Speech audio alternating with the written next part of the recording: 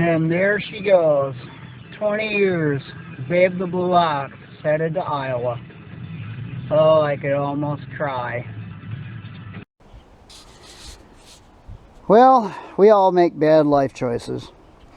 And after the little incident with doing a 2.5 gainer with a triple twist off that tractor when getting smoked by a crowbar and earning your false teeth, yeah, that wasn't fun.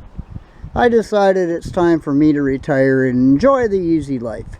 Well, that's not going to happen, but it's a nice dream. So, bad life choices. Could be this. This thing is so nice. It's got its flaws, which don't go over that, but how this came to be was rather insane. I was hired by one of my kids to sell this, and one of my other boys detailed it and got it all ready to go, and then I foolishly saw it, and it was love at first sight. And then I got a ride in it, and then it was like, oh God, how am I going to afford this? Well, as luck would have it, this is the replacement for Babe the Blue Ox. Insert video here. And there she goes. 20 years. Babe the Blue Ox headed to Iowa. Oh, I could almost cry. But she's going to a good home, and he really loves her, so, I mean, took him out and rolled some coal with her, and he got goose nippled. And he's rolling coal already. In it to win it, bro. There she goes. Bye-bye. So, Babe was a noble steed. She was with me for 20 years. She gave me some problems here and there, but look what I did to it. I pulled everything, including that big white trailer you can see off in the distance. It's 50 feet long and had 2 race cars in it, and we did a lot of drag racing and went all over tarnation. Plus, we went coast to coast and Texas to Minnesota, and yeah, we were everywhere. 425,000 miles worth. So anyway, back to my little tall tale of how this happened. I got offered to buy this thing for $9,500. She has 197,000 miles on it, and Babe had 425,000. But Babe still had resale. They're both Cummins powered. My Babe was a 1-ton, 3,500, so it's had its pluses. But the big thing was she was getting to the point where I knew there was going to be some expensive things coming around 500,000 miles, and I really didn't feel like I wanted to drive a stick anymore. Oh, this is, oh wow, look at that. Dad's toy. Could be. So I decided I was do a video of that. I decided it was just time to get an automatic. I want to do some traveling. I have some no-name national guys I want to go visit this summer. I want to pull my 30-foot enclosed race trailer and take things down there and do really terrible things on the street and leave black marks all over tarnation. And I might get a weld hair up my ass and go all the way to Washington and go get my coronet, but that's up in the air yet. Long story short, if you see how straight this thing is, it just does stuff. Plus I have a boat that matches it that I use for fishing, so oh god, up north we go. Walleye, walleye, walleye, walleye. So anyway, I got offered this. I offered this for $9,500. I was like, this is a $12,000 truck all day long, maybe even more. I figured I could get a 12 out of it, 12.5 maybe. Anyway, he said, just go do what you got to do. I'm not hurting for money. And figure it all out. So I put Babe up. Guy called from Iowa, really wonderful guy. Came all the way up here from Iowa. Took one look at Babe, took it for a drive. Of course, that's got the Cummins, you know, and it's got bigger injectors and a tuner and other things, lots of things done to it. So he took it for a drive and he was blown away by the power it had. And he said, mine. And we haggled for 4.5 seconds and he offered $7,500 and this is $95,000. So I said, okay. And so it left. And so I took the money and gave it to my boy and and cash him out back and the other later, but whatever. So here's what's the deal. This is a 2006 2500. My boy's mom bought it secondhand, but really low miles. It's been in their family for like forever, and so it's just nice. It's been cared for. It's got seat covers, and under the seat covers it has seats. I mean, factory nice stuff. So we're going to go over the inside of this thing now, and this is what really sold me. The room. I mean, if I'm going to go somewhere, I don't need to rent a hotel. I have this folds down. Oh, I got my own wet bar. The seats fold forward, completely flat, and all the way back here, it's all completely flat. I can sleep in that. I curl up in there and sleep like a baby. So, long trips, no problem. Truck stop naps, no problem. Now this is the common rail Cummins, which actually makes almost as much power as what mine did with all the chips and tuners and whirly-giggities that I threw at it.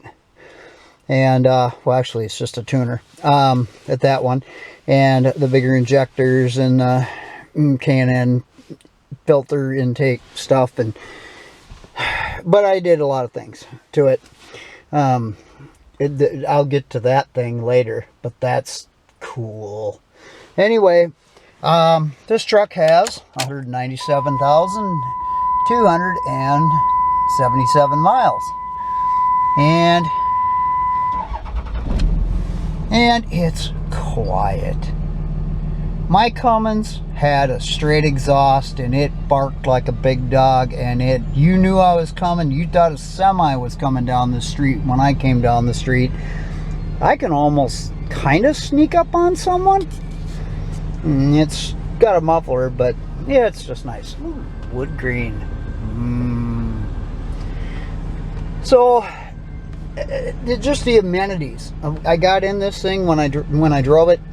Brandon gave me a ride and to start with, and just the amenities of this thing and how nice and detailed the interior is over the 01, and comparing an 01 to an 06 is no comparison. Absolutely none. Zero. Babe the Blue Ox was nothing more than a donkey. She pulled stuff and she did her job and did it loyally, except it broke everything behind that Cummins motor twice, maybe 3 times, but it did it. It never left me anywhere. It always got me home. And I've got a hell of a story about when my son and I went down to Columbus, Nebraska, and in Iowa, about Clear Lake, Iowa, all of a sudden it started to like clunk, like a bad something going on in the drivetrain, and it started to clunk, and then it was fine. I put on a load going up a hill, it would slip like it was slipping out of gear. I mean, it was weird, and I started freaking out a little bit about it, but we kept going. I backed off on it. We got down to Columbus, went to a Mopar dealership. They didn't have a clue. That was the biggest bunch of dumbasses I ever seen in my life. So, long story short, I decided it was time to figure it out for myself. Well, anyway, I managed to get a hold of a guy that just got off work, was going home, and he's going like, dude, you got to leave this thing. Took him for a ride. He said, you shouldn't even be pulling a 30-foot enclosed trailer. He said, something's very wrong in the transfer case. And I said, he said, you're going to have to leave. It'll be a week before we can get to it. I said, I'm from Minnesota. Sorry, this isn't happening. So anyway, I told him, I said, well, here's what's going to happen. I'm going to go pick up this collector boat, and I am going to head back north. And that's exactly what we did. We drove down there, and we drove all the way back. When going back, it got a lot worse. I had to slow down, couldn't go as fast, but it got us home. I pulled the transfer case out, and I took it up to my guy to get it rebuilt, and he was like, I felt like my dad yelling at me. He said, what did you do? I'm going like, what? Just drove to Columbus, Nebraska and back, pulling a trailer with a boat in it. He said, you're lucky you got back. He said, you destroyed that transfer case, the input shaft, everything. So the moral of this story is, Babe the Blue Ox never left me anywhere. Secondly is, that damn thing will pull anything. So it was time to let it go at 425,000 miles. I almost hit 426, which would have been synonymous with my channel and everything else, but timing is everything. So God, I hate the way I said that, because it reminds me of somebody I freaking despise to test on YouTube, and along with probably a million other people. So a couple things that I didn't talk about when I was outside. We're going to go back in here in a minute. One, this thing is ridiculously quiet. It has a muffler. It doesn't drone out when you drive it. It just sounds like that. Oh yeah, my boy Brandon, he had to put some kind of a stainless thing on her, or we wouldn't be us. The wheels and tires, the tires are a good shred, but the tires are splitting at right there. If you can see that, yeah, it's probably bad. And on the inside, it looks much worse. So we've already been hunting around tires, and of course, we wouldn't be Minnesota without that. And some really bad body work was done here. But I mean, seriously, it has rockers. Bother truck, not so much.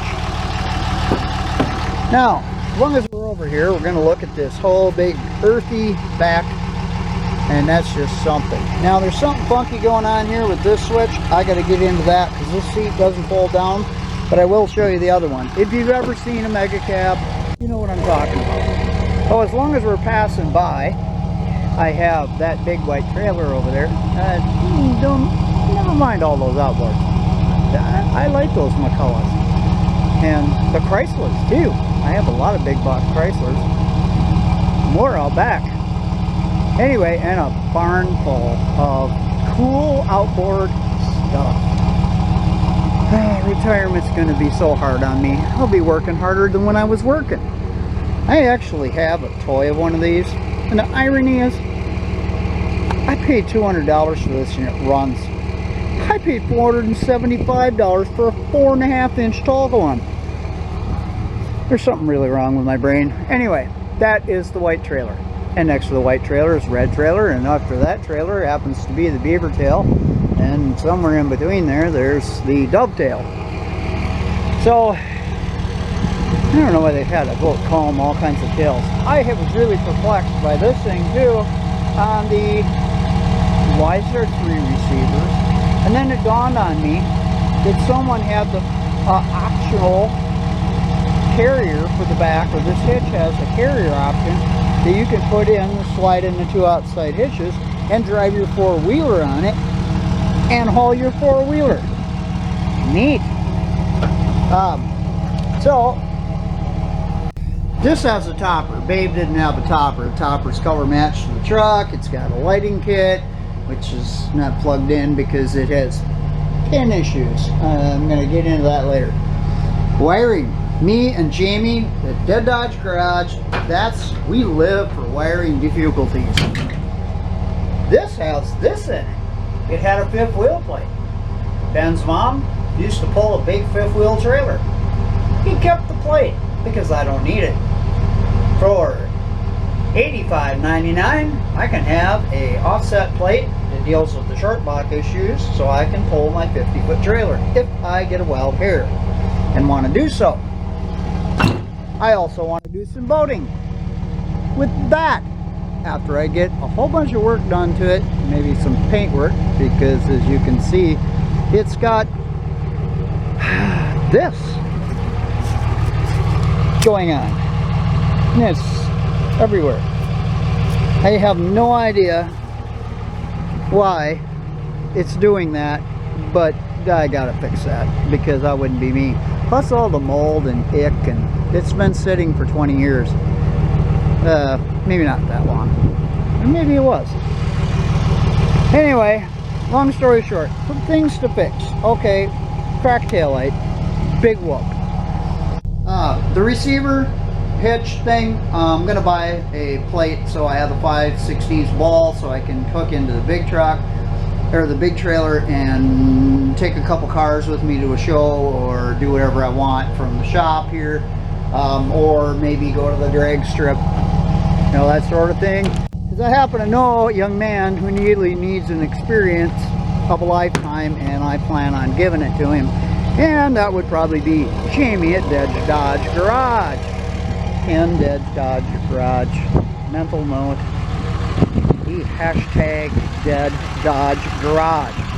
Oh, yeah. Getting back to sleepy time. This thing here goes like this and folds straight down, and this is like a total bed. And that's going to be great because, you know, sleeping bag, place to take a nap. I'm all for it. And the dually had no option like that. It was a quad cab, but so I had a little mini door. Now the neat thing about this is, if I'm taking a nap and I want to sit here and enjoy life, I can watch a movie. Yes, that's correct. A TV and a dashboard. What? Who'd have thunk it? And so, yeah, kind of neat stuff. And I think it was a huge upgrade. I'm going to enjoy the hell out of this in my retirement. I'm going to be taking it to Scottsdale, Arizona to see my very good friend, Crystal Visser, which I'm restoring one of 4 boats for the man. I might even take him one. And what, 7 outboards now? He keeps buying more. I love him. Every Christmas he buys another outboard on Christmas Eve because the tradition started several years ago. He just does it because he likes motors, and now he likes Mercuries. So yeah, I'll be doing features on a lot of his stuff, especially the Lumicraft build. We're going to be going all whole hog on that. I told him I was going to. I also have a good friend also that I'm going to be doing some stuff with too, that bought some of my Performance Mercury stuff. We're going to dig up all the old vintage stuff. Anyway, so we got really great oil pressure. We got everything's charging, doing what it wants. I drove this thing and I put it through its paces today, and I'll tell you what, this thing has got just as much power as Babe did with no additions. But I really want to throw a tuner at it, and a BDD trans kit tuner as well that boosts the pressures up so the tranny lives together. Oh yeah, big win. Found out that it has a completely rebuilt stock trans in it. So that's going to last a long time if I don't get stupid.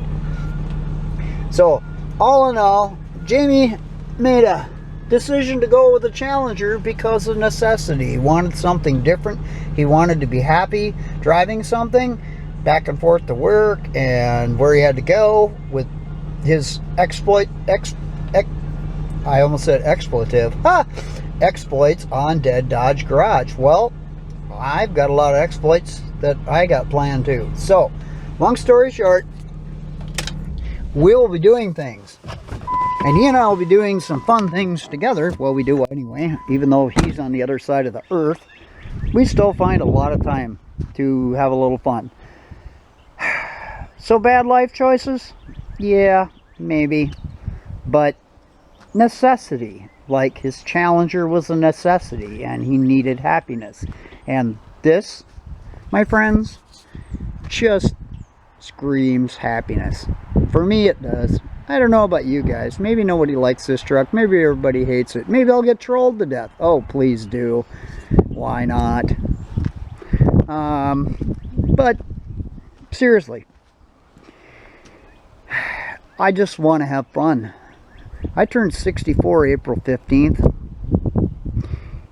and that means the clock is ticking for being able to do anything I want to do. I got taught a lesson by this tractor and a hydraulic line and a crowbar and a loader. A lesson I won't soon forget.